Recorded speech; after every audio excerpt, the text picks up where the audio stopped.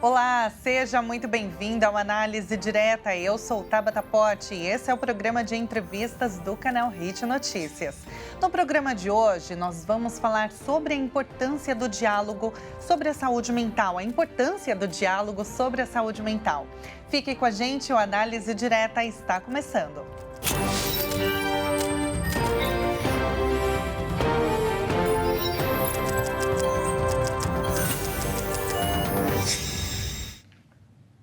Seja muito bem-vindo ao Análise Direta. No programa de hoje, nós recebemos a Fátima Macedo, psicóloga especializada em terapia cognitivo-comportamental e coautora do livro Do Caos à Cura, desvendando os desafios invisíveis da saúde mental silenciosa.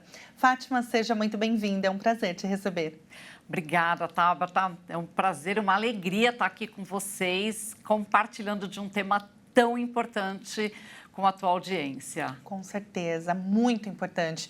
E olha, o livro, ele conta com a participação de 30 coautores e um dos capítulos é escrito pela Fátima. Conta mais pra gente.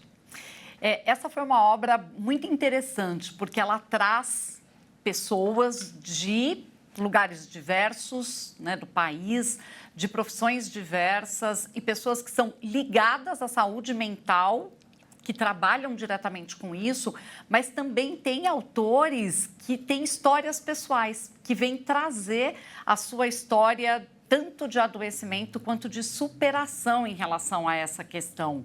Então, ele foi um livro muito esperado, muito desejado, porque ele traz uma proposta para o leitor, para a leitora, de que ele também possa se ver ali, de repente, como alguém que tem alguma questão, um sofrimento, alguma coisa que está doendo emocionalmente, né? Então, ele pode se identificar com um sinal, com um sintoma ou até mesmo com um adoecimento e não só se identificar, mas encontrar respostas.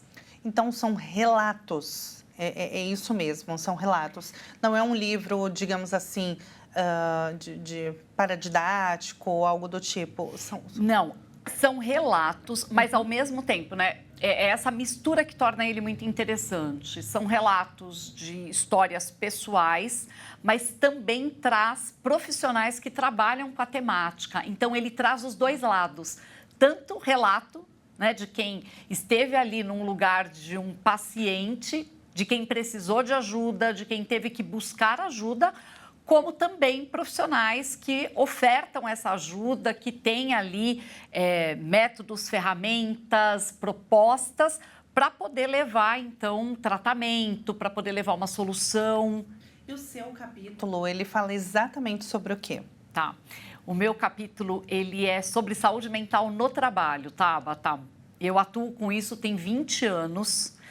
Trago uma experiência pessoal de uma vivência familiar, né? Então, não foi algo que aconteceu comigo diretamente, mas diretamente, né? Eu costumo brincar com isso. Não fui eu que adoeci emocionalmente, mas foi a minha irmã. E dentro de um cenário, assim, muito inesperado, porque ela adoece por conta de um trauma, ela perde 2 amigos num mesmo dia, em acidentes diferentes. Então, parece história de filme, sabe? A situação que aconteceu com ela. E aí, uma garota de 16 anos, com uma vida toda pela frente, super bem, comunicativa, e, de repente, ela não teve recurso interno para lidar com esse adoecimento, né? Para lidar com esse trauma, para lidar com essas perdas. Isso foi muito sofrido para ela, porque eram amigos muito próximos, muito queridos dela. E aí ela começa muito rapidamente a ficar diferente, logo depois do enterro. Ela começa a ficar diferente, mais quieta, mais isolada, mais grudada ali na minha mãe. Ela vai tendo comportamentos diferentes e a gente sem entender o que estava acontecendo com ela. Uma mistura de uma tristeza, que era muito esperado para aquele momento, mas um comportamento que não era comum para ela. A Alessandra sempre foi muito falante, muito alegre, e ela começou a fechar completamente. E não só fechar, mas a calar. Ela parou de falar. E aí a gente começa a buscar saídas, tentar entender o que estava acontecendo, e ela começa a ficar totalmente fora de si. Ela para de falar, ela para de querer comer, ela para de querer tomar banho, ela para de interagir. E até no livro eu conto um pouco sobre isso, né? Como se ela, de repente, tivesse virado ali um bichinho assustado. E ela quer ficar grudada fisicamente na minha mãe, né? Então, ou seja, uma série de comportamentos que a gente fala, nossa, mas o que é isso? E aí a gente começa a levar ela para médicos. Na ocasião eu tinha 19 anos, a gente tem 3 anos de diferença. Começa a levar em médicos, começa a buscar respostas, e aí começam a aparecer, e isso ainda acontece, tá? Eu estou falando de uma situação de mais de 30 anos atrás, mas que a gente ainda vê isso acontecendo, né? Começam a aparecer ali hipóteses e soluções que não tem nada a ver com o adoecimento mental. Ah, é uma questão espiritual. Ah, não, foi uso de drogas. No caso de uso de drogas, até teria a ver com uma questão de ordem mental, mas não era o caso dela. Ela estava tendo o que a gente chama de uma depressão psicótica. Então, tinham sintomas psicóticos, por isso que ela estava daquele jeito. Só que até chegar nesse diagnóstico, muita coisa aconteceu. Isso é um problema que acontece com frequência de pessoas que estão passando por algum problema de saúde mental e serem diagnosticadas totalmente equivocadamente? Sim, ainda acontece, Tabata. Com todo o conhecimento que hoje a gente já tem, né, com tudo que já se sabe aí da psiquiatria, da psicologia, mas a gente tem um desafio gigantesco no país como um todo. Essas informações, uma coisa é eu estar numa metrópole como São Paulo, ter acesso a muita informação, ter acesso a tratamento. Outra coisa, são regiões remotas no país onde muita coisa ainda não chega de uma forma tão aberta, né? Então, isso ainda acontece. E mesmo na metrópole, né, a gente tem situações onde as pessoas, às vezes, elas não percebem o que está acontecendo com elas, elas vão buscando ali soluções rápidas. Então, a gente costuma falar, né, muitas vezes você tem uma pessoa que faz uso de bebida alcoólica para afogar as mágoas.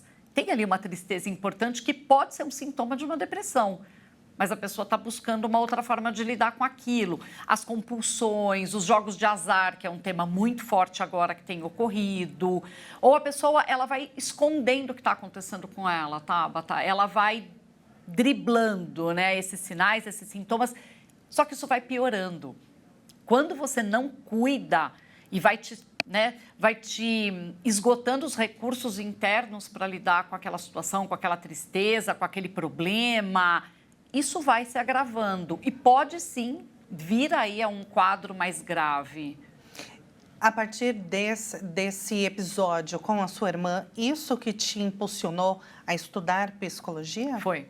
Foi. Eu ia ser jornalista, estava nos meus planos, era o meu grande sonho, né? Queria viajar, queria conhecer o mundo aí por meio do jornalismo. Só que aí eu fui fazer psicologia. Eu fiquei muito inconformada, Tabata, com o que a gente vivenciou, sabe? Com o impacto na família, desestruturou a família naquele momento, com a demora do diagnóstico, com a postura dos médicos na ocasião, com a postura, ela já trabalhava, então, com a postura do ambiente de trabalho, eu fiquei muito mexida com tudo aquilo e com uma inquietação muito grande, né? Eu lembro que eu repetia isso com frequência, que eu falava assim, não é possível que seja tão sofrido assim. Tem que ter um caminho mais fácil, tem que ter respostas mais rápidas, né? Não é possível que aconteça isso com todo mundo. E aí eu fui começar a buscar respostas. Entrei para a faculdade de psicologia, comecei a estudar e muito rapidamente eu comecei a atender no consultório e já fazer consultoria para empresas, porque daí o consultório ficou pequeno para aquilo que eu tanto desejava. E aí eu vi no ambiente de trabalho uma grande possibilidade de você ter, né, um alcance muito maior, de você chegar em muito mais pessoas mesmo, ensinando, né? E hoje a gente tem aí a psicoeducação como uma ferramenta maravilhosa para poder levar para as pessoas, né? E na época eu nem conseguia nomear tudo que eu ia fazendo, era muito intuitivo até, porque era realmente um desejo muito grande de poder mostrar para as pessoas que aquilo poderia acontecer com qualquer pessoa poderia adoecer emocionalmente, né? O adoecimento mental ele é muito democrático e que haviam caminhos mais rápidos, havia solução, não precisava ser tão sofrido. Até porque anos atrás era meio que um tabu, né? Saúde mental. E ainda é. Ainda é. Ainda é. Muitas pessoas têm vergonha, né, de enfrentar, de aceitar muitas vezes também um diagnóstico, aceitar, buscar ajuda. Tem. Ontem eu estava com um grupo de lideranças, eu ainda faço alguns treinamentos para líderes, e foi muito interessante, porque uma líder até jovem, 30 e poucos anos, e aí você pensa, porque tem essa questão geracional também, né? Como é que cada geração lida com o adoecimento emocional? As gerações mais jovens, elas falam muito mais, elas comentam mais, elas tocam mais nesse assunto. Mas ainda tem, né, muita dificuldade, assim, eu falo quando é para o outro, quando é do outro, do meu amigo, do meu colega, do meu par no ambiente de trabalho, de repente ali de uma pessoa trabalhadora, mas quando é comigo, aí isso é muito mais difícil. E eu ouvi relatos ontem muito interessantes, assim, que até me surpreenderam. Eu consigo identificar no outro, mas quando é comigo eu não aceito. Eu me sinto fraca, eu me sinto fracassada se de repente eu não consigo dar conta de uma situação. Se eu não estou bem emocionalmente, eu acho que eu não sou tão boa profissional. E foram mulheres, isso também me chamou a atenção. A gente vai fazer um intervalo bem rapidinho, Fátima, e na volta nós vamos continuar falando sobre esse tema que é tão crucial para que a gente tenha uma vida mais em paz, uma vida plena, que é a saúde mental. Não saia daí, o Análise Direta volta já já.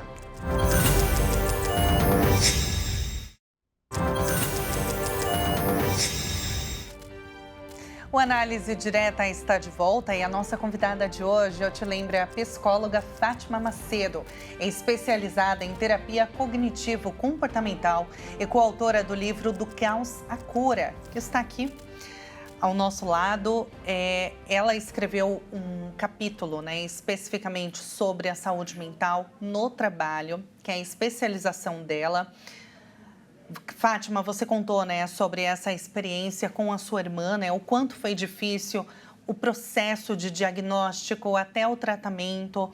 Isso te impulsionou, né, a estudar a psicologia e especificamente sobre a saúde mental no trabalho. É engraçado, a gente falou, né, sobre o tabu, né, o quanto as pessoas têm vergonha de buscar ajuda, em aceitar, né, que estão passando por algum problema de ordem mental, né, e especificamente as mulheres, você citou isso. Foi. Por quê? Por que as mulheres elas são mais afetadas e elas têm ainda vergonha em buscar ajuda? Acho que é importante a gente fazer um recorte desta mulher no ambiente de trabalho. As mulheres, elas referem mais emoções, elas até buscam mais ajuda, mais do que os homens. Uhum. Porém, dentro do ambiente de trabalho, isso, e ela tem clareza disso, né? Isso pode, de alguma maneira, trazer ali uma ideia, como se essa mulher não fosse tão competente porque ela não está bem emocionalmente. Então, ela vai, sim, tentar se cuidar, ela vai tentar buscar ajuda, mas ela vai se proteger mais com relação a uma exposição. Isso é bem importante, né? Isso é muito por conta de que nós precisamos sempre ainda mostrar que nós somos competentes. Sim. Por conta dessa sociedade machista ainda? Sim, sim. Você tem um machismo estrutural aí muito importante. A gente tem vivido uma fase de transição. Eu faço parte de um grupo, que é um grande grupo de fomento social, aí no sentido de buscar transformação social. Faço parte do Grupo Mulheres do Brasil. E é um grupo que já tem 10 anos e que vem trazendo uma contribuição assim gigantesca para grandes temas que a gente tem no país, né? Temas bem sensíveis, como a igualdade racial, a igualdade de gênero, as questões relacionadas à educação e à saúde mental também, né? E por que eu trouxe o grupo? Porque exatamente por essa questão da igualdade de gênero e o quanto que a gente veio fazendo um movimento muito grande e também dentro do ambiente de trabalho e na política também, né? Porque a gente teve o Pula para 50 nas últimas eleições, exatamente buscando trazer esta mulher para espaços de poder, espaços de decisão e espaços onde ela possa ter muito mais oportunidade de trazer o seu conhecimento, a sua voz, trazer a sua contribuição. Mas a gente sabe que é um desafio enorme. Nos conselhos das empresas, a gente tem percentuais muito pequenos da participação dessa mulher. E se essa mulher é uma mulher negra, menor ainda. Então, como é que essa mulher ela vai, de repente, deixar transparecer um adoecimento? Se ela tem filhos, que já é uma outra questão, ela pode, de repente, não ser considerada por uma promoção. Ah, mas ela tem filhos, ela já não está bem emocionalmente, ela está em tratamento. Então, a gente sabe, tem ainda muito preconceito com relação ao adoecimento mental, mas a gente precisa começar a quebrar cada vez mais isso nos ambientes de trabalho. Até porque não é só a mulher que adoece, os homens também adoecem. E eu costumo trazer uma provocação, sabe, Tabata, do seguinte: e se fosse o homem que tivesse filhos, e se fosse o homem que muitas vezes assumisse o cuidado de pessoas doentes na casa dele, e se fosse o homem, né, que assumisse as responsabilidades da casa, como é que seria? Será que os homens também não adoeceriam tanto quanto a mulher? Ou será que a gente não teria um índice menor de adoecimento nas mulheres? Com certeza. E que provocação, né? Agora, isso que nós falamos realmente é interessante, porque a saúde mental não é um problema de agora, mas só nos últimos anos, né, que esse tema ele tem sido olhado com mais atenção, né? Porque a gente realmente não falava e as pessoas adoeciam também. Sim. Mas agora, por que esse tema está tão em alta, né, nesse momento, nesses últimos anos? Isso é por conta dos altos índices de depressão, de ansiedade? O que explica? Tabata, foi a pandemia. Foi a pandemia. Ela realmente colocou a saúde mental na pauta, na mesa na mesa da cozinha, na mesa da sala de jantar, na mesa da área de RH nas empresas, na mesa do CEO. A pandemia colocou a temática ali, ó. Aquilo que era um elefante branco na sala, que todo mundo sabia que existia, mas ninguém podia tocar, ninguém falava daquele assunto, foi para a mesa para todo mundo começar a discutir. Porque as pessoas começaram a adoecer emocionalmente. As crises de ansiedade, a depressão, o medo fez muito isso, né, com a humanidade de maneira geral. E isso foi global. Essa situação foi global. As pessoas começaram a falar das suas fragilidades, elas começaram a falar das suas necessidades emocionais, dos seus medos. E as empresas não tinham outro caminho a não ser acolher. Porque as empresas são feitas de pessoas. Resultados são alcançados por pessoas. E pessoas precisam estar bem para ter bons resultados. Senão não produz. Né? Senão não produz, isso na vida de maneira geral. Então, a pandemia, ela deixou esse legado, um legado extremamente importante e que as empresas de maneira geral, as organizações, instituições de maneira geral entenderam que é um tema que não pode mais ficar de fora em hipótese alguma. E a gente tem sim, um aumento do adoecimento, isso é fato. Ainda na última sexta-feira, teve um fórum para falar de saúde mental populacional e todos os especialistas, eu vejo isso no ambiente de trabalho, então, enquanto especialista na saúde mental no trabalho, eu acompanho o aumento desse adoecimento no trabalho. mais especialistas que tratam de saúde populacional trazem isso na população de maneira geral. É fato. Depressão, ansiedade, alcoolismo, ideação suicida, é fato o aumento. Existe sim um aumento. Houve um aumento também em relação ao trabalho. Sim, Burnout, sim, por exemplo, sim. que não era Sim. Divulgado, não era falado. A gente tem sim um aumento, e aí você tem dois movimentos importantes. As pessoas começam a ter mais coragem e espaço nos ambientes de trabalho para elas falarem do que está acontecendo. A gente tem uma temática muito importante que a gente trabalha na Mental Clean, que é a consultoria que eu fundei, que é a segurança psicológica. E a segurança psicológica, ela é um grande convite para que eu possa ser quem eu sou no ambiente de trabalho, para que eu possa falar das minhas necessidades, levar as minhas ideias, mas também falar das minhas dores e falar do que acontece no ambiente de trabalho. Então, as pessoas passam a falar mais. Elas buscam mais ajuda dentro do ambiente de trabalho e elas passam a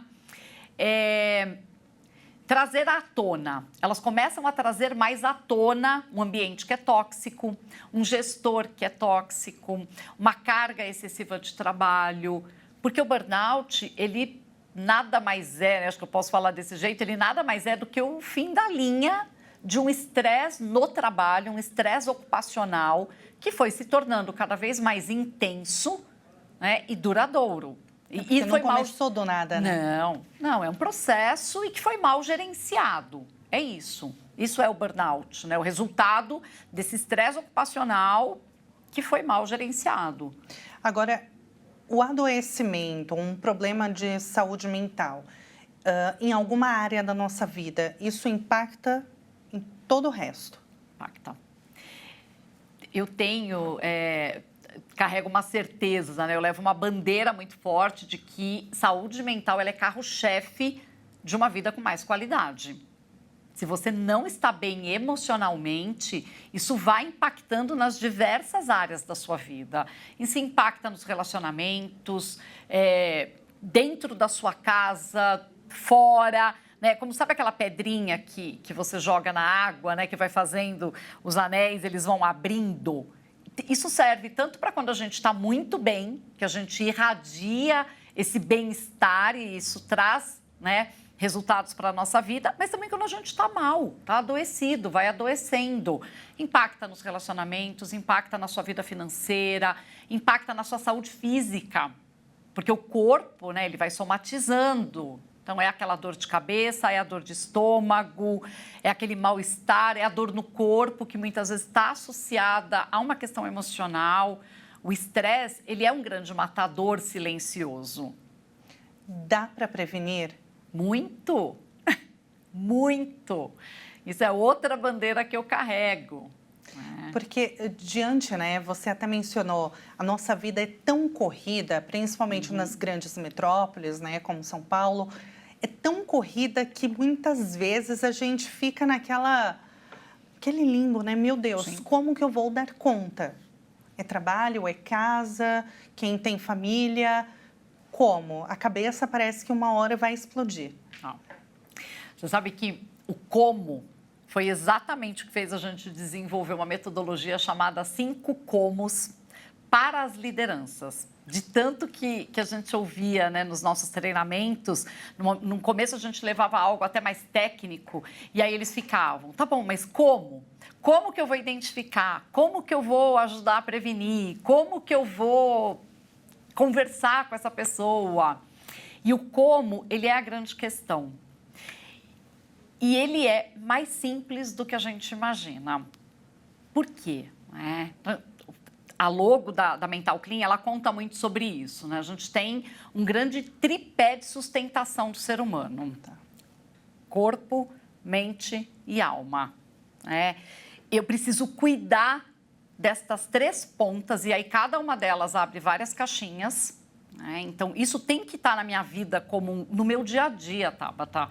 Então, por exemplo, eu vou contar um pouco da minha rotina. Muito rapidinho, né? Eu sou uma pessoa que eu acordo pela manhã, Eu já faço, eu tenho o hábito de fazer as minhas orações pela manhã. Eu gosto de meditar, nem que seja ali 5 minutos. Faço a minha meditação. Se dá tempo pela manhã, eu faço a minha atividade física. Se não, eu me programo para fazer mais à noite. Eu procuro ler alguma coisa, 15 minutinhos de leitura. Tomo um café da manhã que já é um pouco mais saudável. Não que eu não tenha os meus excessos, as minhas escapadas, mas eu procuro ter muita atenção com a qualidade do que eu estou comendo, do que eu estou bebendo, de movimentar meu corpo. Já fiz terapia durante muito tempo, então conheço muito das minhas características pessoais, fui entender a minha história de vida. Fator hereditário é muito importante a gente entender e vou gerenciando esse dia a dia que é puxado, que é muito puxado, né? Então, acolho as minhas emoções. Se eu estou com raiva, eu estou com raiva, né? Se eu estou triste, eu estou triste e entendo os motivos e endereço esses motivos. Então, assim, a prevenção, ela está muito relacionada aos hábitos de vida.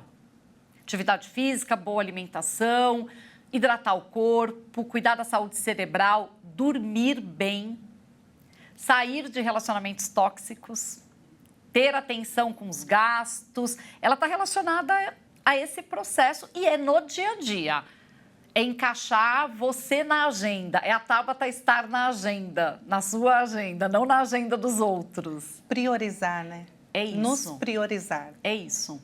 Nem que seja 5 minutinhos, Tabata. A gente vai fazer mais um intervalo e na volta a gente continua o nosso bate-papo sobre saúde mental. Não saia daí, o Análise Direta volta daqui a pouquinho.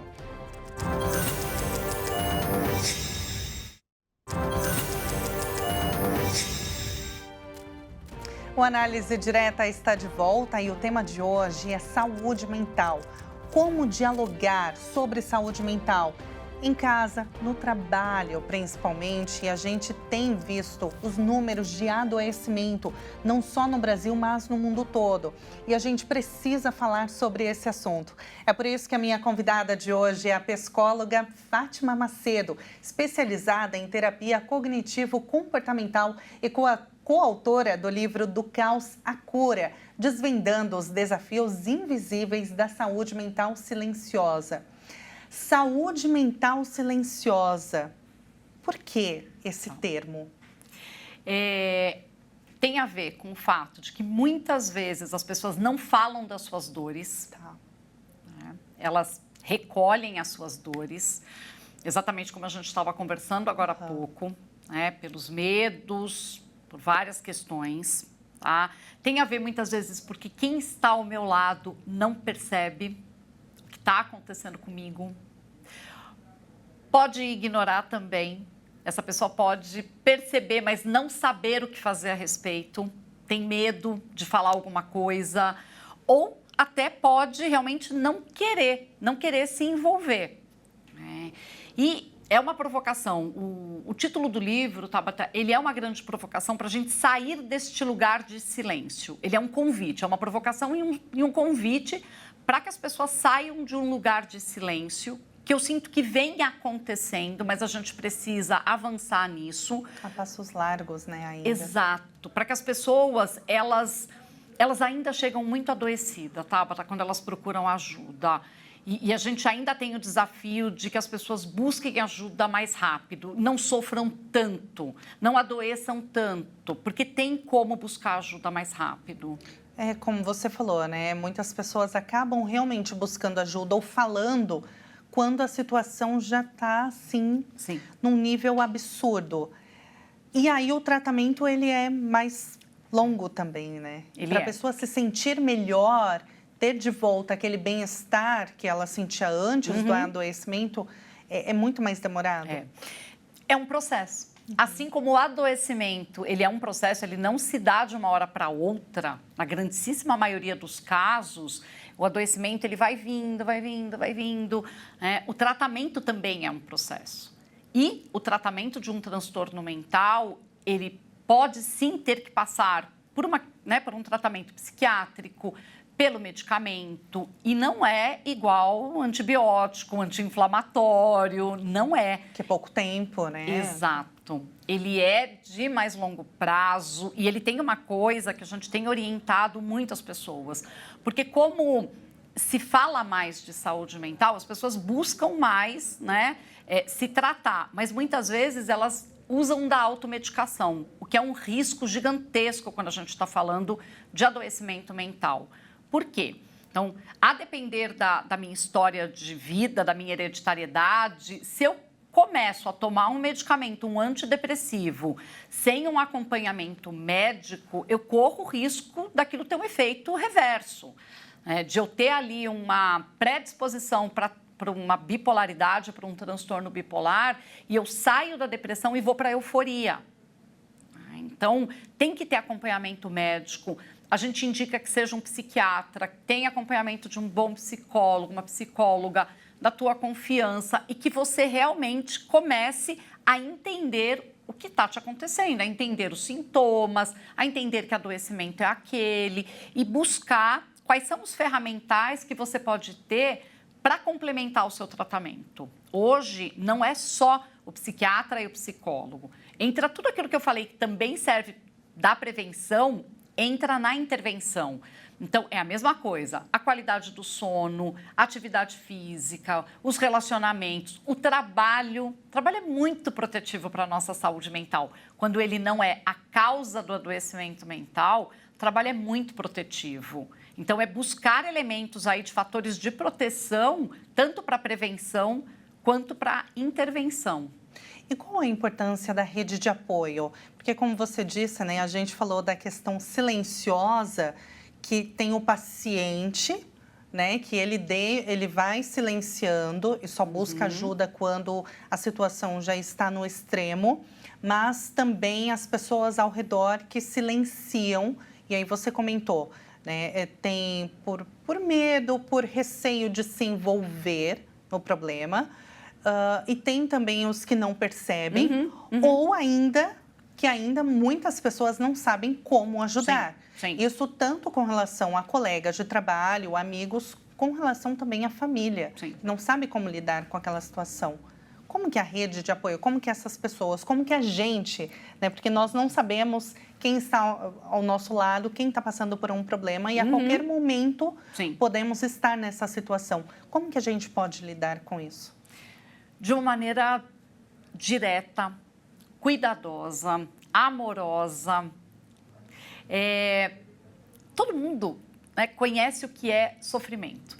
Eu posso não saber o seu sofrimento, mas eu sei, mesmo desde pequeno, a gente vai crescendo, né? Quem nunca perdeu um brinquedo, quem nunca teve uma grande frustração, quem nunca se incomodou com alguma coisa, e aí você vai crescendo e as coisas vão acontecendo, é um namoro que não deu certo, é um divórcio, você vai, né, acumulando saberes ao longo da vida, né? Então, eu sei o que é tristeza, eu sei o que é sofrimento, eu sei... E aí é o exercício da empatia. É eu me conectar com o outro ao perceber que o outro não está bem. E no exercício da empatia, muito diferente da simpatia, né? No exercício da empatia, eu vou fazer perguntas. Eu vou me conectar com o outro perguntando, falando da minha percepção, né? E falando de uma maneira cuidadosa, amorosa, fraterna, né? No sentido de acolhimento mesmo. Então, nossa, Tabata, eu tenho te percebido aqui no ambiente de trabalho, tenho te percebido mais triste. É impressão minha? Porque daí eu valido, né, com você. Falou assim, poxa, me chamou a atenção, eu sempre te vejo tão bonita, maquiada. Eu tenho visto que você não tem usado mais maquiagem. Né? Sabe, são pequenos detalhes na questão do autocuidado, na questão do isolamento. Falou, tá, você está mais silenciosa. Está acontecendo alguma coisa? Então, você usa aquilo que você percebe e você pergunta. Fala, olha, eu estou por aqui, você quer conversar a respeito? Às vezes é o tom da voz, um tom mais baixo. Nossa, você sempre dá, né, as suas opiniões aqui de uma maneira mais firme. Estou percebendo que a sua voz está baixando, você está baixando o volume. está acontecendo alguma coisa? Tem algo que eu possa te ajudar? Você quer conversar um pouco? Então, isso é conexão. E aí, eu não vou te dar nenhuma receita daquilo que eu já fiz para me sentir melhor. Eu não vou te falar, não, vai passar, daqui a pouco você está bem, quando eu escutar o que você me falar. Não vou, porque daí eu estou tentando ser simpática. Eu estou deixando de ter empatia com a sua dor para tentar resolver. E não cabe a mim. E o que eu posso fazer é perguntar, o que você já fez para tentar melhorar? Você já pensou em buscar ajuda profissional? Você pode até falar, mas eu já estou fazendo, já estou passando. Mas há quanto tempo? E você percebe que está melhorando?